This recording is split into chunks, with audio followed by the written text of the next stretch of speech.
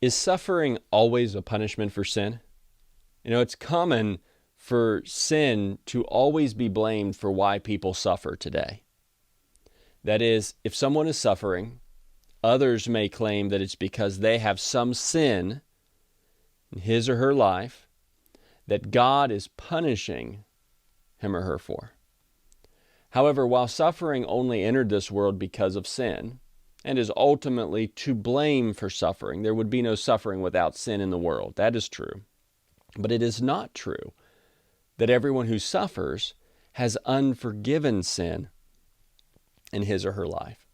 In fact, the Bible gives several examples that demonstrate sin is not always the direct cause behind why someone may be suffering. For example, consider Job. God knew that Job was a righteous man. If you look in Job chapter 1 and verse 1, it says that there was a man in the country of Uz named Job. He was a man of complete integrity who feared God and turned away from evil. In fact, God even told Satan about Job's righteousness in verse 8. The Lord said to Satan, "Have you considered my servant Job? No one else on earth is like him, a man of perfect integrity who fears God and turns away from evil." Yet, as a test of Job's faithfulness, Job experienced some terrible sufferings if you read Job 1 and 2. He lost his servants and possessions, his animals, and even his children.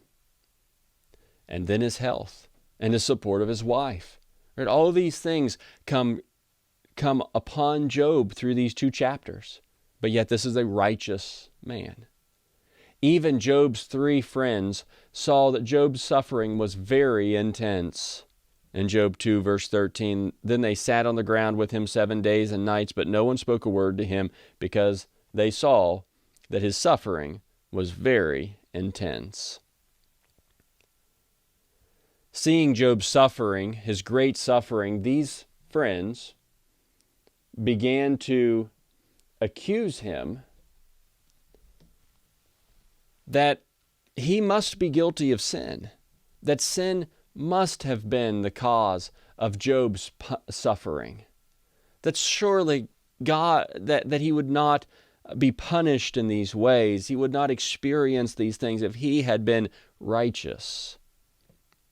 For example, in chapter 4, verses 7 through 11, it says, "Consider, who has perished when he was innocent?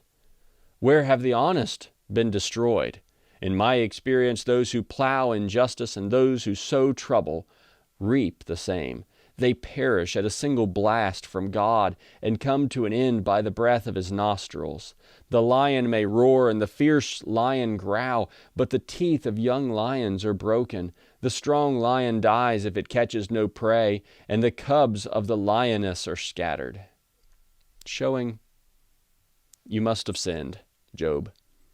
However, we know that sin in Job's life was not the reason Job suffered in these ways, as we read what the Bible says about it. Next, there's an example about a blind man.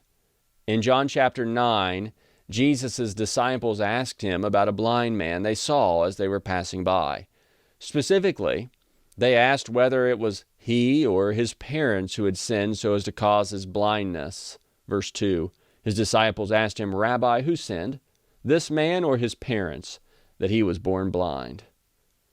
But Jesus responded that neither had sinned. Verse 3, "Neither this man nor his parents sinned." Jesus answered, "This came about so that God's works might be displayed in him." So Jesus' response was neither his nor his parents' sin was responsible for his blindness. That wasn't the cause. Right? This cause of suffering was not brought about because of sin. It's not a punishment for sin in this case.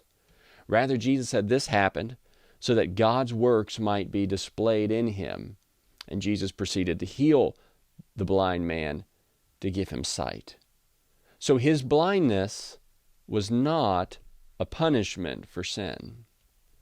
Next, think about the Apostle Paul. After Paul and others had experienced shipwreck, they arrived safely on the island of Malta. Let's read in Acts chapter 28 in the first 6 verses. It says, "Once safely ashore, we learned that the island was called Malta. The local people showed us extraordinary kindness. They lit a fire and took us all in, since it was raining and cold. As Paul gathered a bundle of brushwood and put it on the fire, a viper came out because of the heat and fastened itself on his hand. When the local people saw the snake hanging from his hand, they said to one another, 'This man, no doubt, is a murderer. Even though he has escaped the sea, justice has not allowed him to live.' But he shook the snake off into the fire and suffered no harm. They expected that he would begin to swell up suddenly or suddenly drop dead. After they waited a long time and saw nothing unusual happen to him, they changed their minds and said he was a god." So while they're here on this island, the locals were very kind to them. And when Paul gathered a bundle of wood for the fire, a viper came out of the wood and fastened on Paul's hand. And Paul shook the snake off into the fire and experienced no harm. When the native people saw this, they concluded Paul was without a doubt a murderer. Justice would not allow him to live, as they expected his hand to swell up and for him to suddenly fall down dead. But when this thing did not happen, they changed their minds. And they said he was a god. So while they believed that this happened because of some wicked thing he had done, this clearly was not the case. This was not some kind of punishment for his sin. Next, as we look for an example, surely there is none better than Jesus.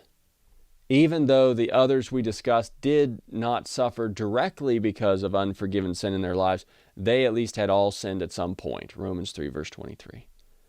However, Jesus suffered greatly, and he never committed sin at any time. 1 Peter chapter 2, verses 21 through 23 makes it clear that Christ suffered, yet that he did not commit sin. It says, "For you were called to this, because Christ also suffered for you, leaving you an example that you should follow in his steps. He did not commit sin, and no deceit was found in his mouth. When he was insulted, he did not insult in return. When he suffered, he did not threaten, but entrusted himself to the one who judges justly." Although Jesus' suffering was still due to the sin other people committed, it absolutely was not due to his own sin. So, many things can be behind why people suffer today. We have seen several Bible examples that demonstrate sin is not always directly to blame when people suffer. In fact, the scriptures demonstrate that several things can cause suffering. This includes God allowing our faiths to be tested, time and chance, the evil decisions others make, etc. So while we certainly can suffer as the direct result of some sinful and foolish decision that we make, and God does discipline his children, this does not explain every time people suffer. So we must be very careful in the judgments that we make whenever we or other people suffer. Don't rush to conclude that someone is suffering because of some sin he or she has committed. Although people should always evaluate themselves when they suffer to make sure there is no unforgiven sin that must be corrected, is I need to look first in my life, see if it is possibly a punishment, a discipline, or something like that from God. But if not, we need to recognize there are other reasons why people suffer. And we must also recognize that we will not always understand why we suffer. Job may never have understood why he was suffering. However, if we will be faithful to God, we can know that he will reward us one day and our suffering will end.